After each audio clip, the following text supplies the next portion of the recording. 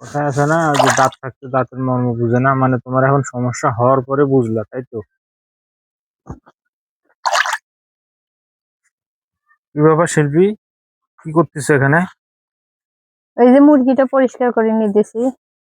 মুরগি পরিষ্কার করতেছে এখন? তার মানে রান্না এখনো হয়নি নাকি? ভাত হয়ে গেছে, তরকারিটা শুধু রান্না করব। ভাত তো উঠাই দিলেই হয়ে যায়, হুম। আসল তো তরকারি। আবার দেখি তুমি আজকে চশমা লাগাইছো। মোবাইল দেখতে দেখতে চোখ ব্যথা হয়ে গেছে তো, চশমা কথা দিয়ে আছে না, থাকলে একটু ভালো লাগে। কথা আছে না, যে দাঁত থাকতে দাঁতের মর্ম বুঝে না, মানে তোমার এখন সমস্যা হওয়ার পরে বুঝলা, তাই তো? এতদিন আমি বলি তো বুঝে না কেউ।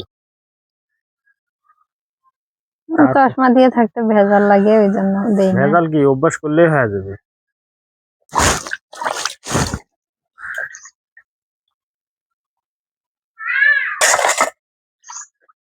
এ কি মুরগি, দেশি মুরগি জব করছো নাকি? এর আগে যে তুমি পাকিস্তানি মুরগি নিয়ে আসলে না, আহ, ওগুলাই 2টা রান্না করা হয়েছে এর আগে। আর কয়টা একটা, আনছিলাম? 3টা আনছিলাম বুঝি না। হ্যাঁ, করো, ফ্রিজে ছিল একটা। ছাপান আবার মুরগির মাংস ছাড়া কিছু খাইতে পার, মানে অন্য কোনো মাংস মাছ ও তো খায় না, তাই না? না, ওর জন্য মুরগিটা না চাইলেও করতে হয়।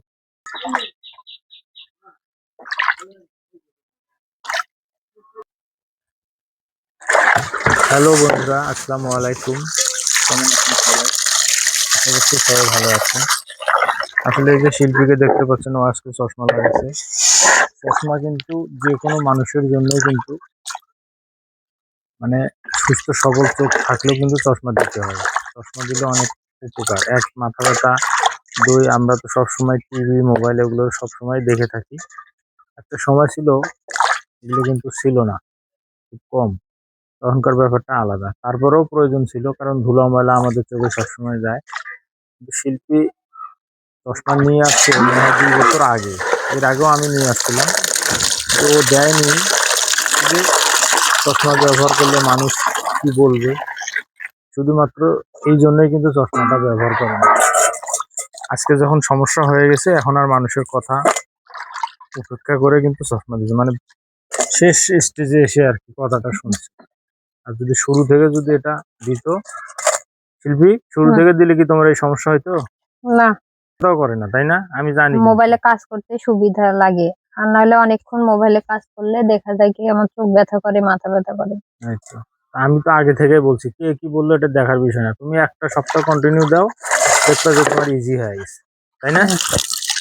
আজকে থেকে আর খুলবা না, খালি ঘুমানোর সময় খুলবা, এছাড়া সবসময় চশমা ব্যবহার করো, দেখবো তোমার কতটা ফিলিংস আছে, ভালো লাগবে। তো আশা করবো আপনারা অবশ্যই বুঝতে পারছেন এই চশমার ব্যাপারটা। আমরা কিন্তু এই মানুষ কি বলবে, মানুষ কি বলবে এটা ভেবে কিন্তু অনেক কিছু আমরা করি না। যেটা আমাদের প্রয়োজন আমরা বুঝি, তারপরেও কিন্তু আমরা করি না। এটা হুম? এত তাড়াতাড়ি রান্না হয়ে গেল তোমার? গ্যাসেও তো এত তাড়াতাড়ি হয় না। ধান কাটা দেখতে গেছিলাম, দেখেন এদিকে রান্না শেষ হয়ে গেছে। বুঝছে না রান্না প্রায়? চুলা একটু তাড়াতাড়ি হয় না? গ্যাসের আর থেকে তোমার চুলায় অপেক্ষায় ছিলাম, তুমি একটু ভিডিও ফুটেজ নিবা, কিন্তু তুমি আসতেছো না, তাই রান্না উঠাই দিচ্ছি। মাংসের পরে আর কিছু আছে রান্না? আর এই যে পুঁই শাক ভাজি করবো, ও আচ্ছা। তরকারিটা নামাই নিয়ে। এই যে রান্না হয়ে গেছে মাংসের তরকারি, হুম, নামাবো এখন না? হুম। এই যে বন্ধুরা দেখতে পাচ্ছেন, রান্না বান্না সব শেষ। এখন চলে আসছে শিল্পী, এই যে ভাত নিচ্ছে, আমরা খাবো, আপনাদেরও দাওয়াত রইল। তো বন্ধুরা, আজ এ পর্যন্তই। সবাই ভালো থাকবেন, সুস্থ থাকবেন। সবাইকে সালাম, আসসালামু আলাইকুম, আল্লাহ হাফেজ।